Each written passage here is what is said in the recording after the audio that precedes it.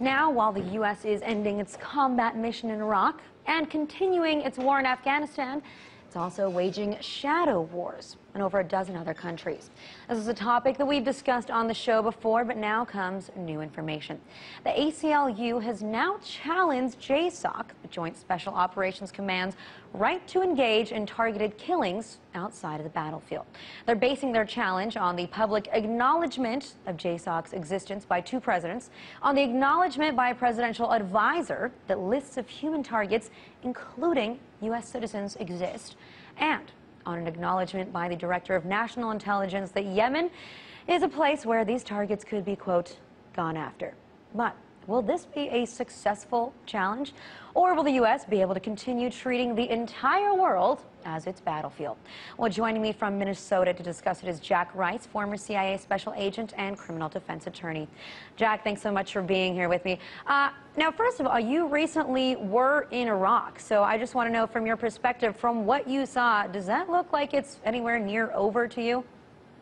No, it's not over. I mean, with Vice President Biden talking about how much better it is, he's correct. If I take you back to 2006 when I was in western Baghdad, out to the west, things were a disaster. So in comparison, yes, I guess we can give it 2 thumbs up. But if we think about the number of people who continue to die, the number of problems that still exist, and frankly, there's actually no government in place. It is not formed since the elections in March. I mean, we still have very, very serious problems. The Americans may want to wipe their hands of this, but let's be realistic now. They can't. We certainly have an obligation based upon our decision to invade the country. We can't simply walk away now because we've decided, well, we're bored with it. You know, an interesting point that I heard earlier, I interviewed an Iraqi journalist on tonight's show, and, you know, she brought up the idea, too, that Vice President Joe Biden, President Barack Obama, they're not going to be calling this a victory, of course, the end of the combat mission, but in essence, they are saying that this is a victory in the sense that al-Qaeda has now been defeated in Iraq, which she, as an Iraqi, found very ironic and frustrating because, well, al-Qaeda was never in Iraq in the first place to begin with before we got there, and now al-Qaeda clearly is not out of Iraq, and they are still there, in fact. So, you know, do you think that perhaps we may have made things worse for ourselves by going into Iraq? I think in many ways we have, because we have to think about this in a much larger context than just Iraq. Our decision to go into the country has had a massive rippling effect across the entire Middle East, with more than 1.2 billion Muslims in the world who saw that invasion in the first place, and all of the promises and all of the justifications which came to naught. And then we look at what happened afterward in Afghanistan. What it really shows, what it really highlights is sort of incredible arrogance in one sense, but also the futility of some of the things that we have done. And now to massage this and to wrap this in an American flag and put a little bow on it and say, our work here is done, it's almost laughable if it weren't so sad for the thousands of dead Americans and the hundreds of thousands of dead Iraqis, let alone Afghanistan. Now, well, the thing is, you know, we can say that this also is largely a distraction from the fact that, well, the war in Afghanistan is nowhere near over, and from the fact that, you know, there are these shadow wars that the U.S. is fighting in many other countries. You know, the fact that JSOC, even the CIA, can fight al-Qaeda wherever they feel like it, be it Somalia, be it Yemen. So, you know, did you ever think that Barack Obama would be the president to really expand this shadow war? I think about an opportunity I had. I was in the White House in the press room when we were talking about what was going on in Abu Ghraib.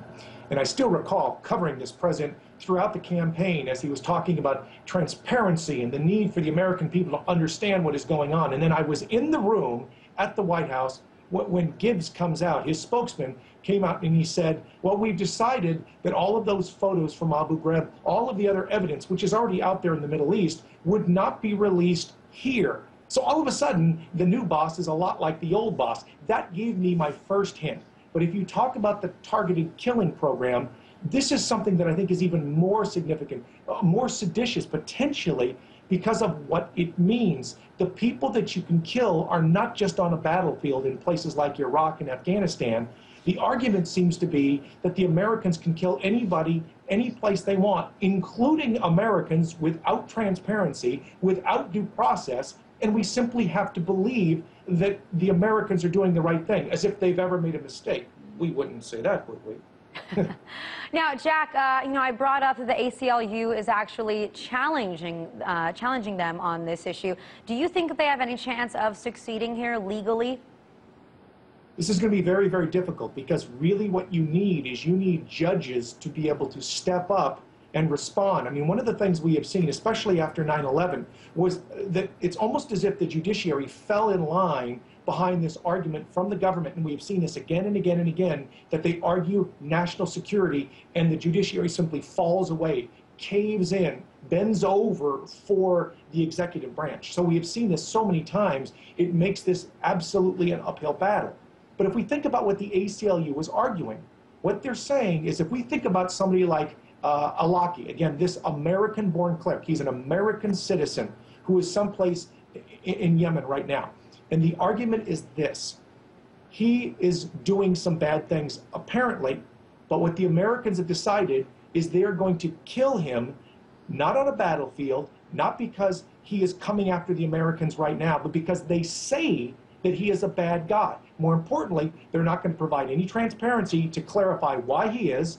They're also not going to provide him any due process. And believe it or not, originally, they were arguing that he was Al-Qaeda, and since he was working with Al-Qaeda, the ACLU couldn't even respond on his behalf to the U.S. government, because that would be benefiting Al-Qaeda. So they actually had to go to the White House, go to Justice Department, and say, would you let us at least make this argument? Now imagine how much you have an uphill battle to go beyond that to say, why are you killing him, and stop. So the chances, well, are going to be difficult. Yeah, it's definitely very disturbing, but I hope that the ACLU succeeds here. Jack, thanks so much for joining us. Always a pleasure.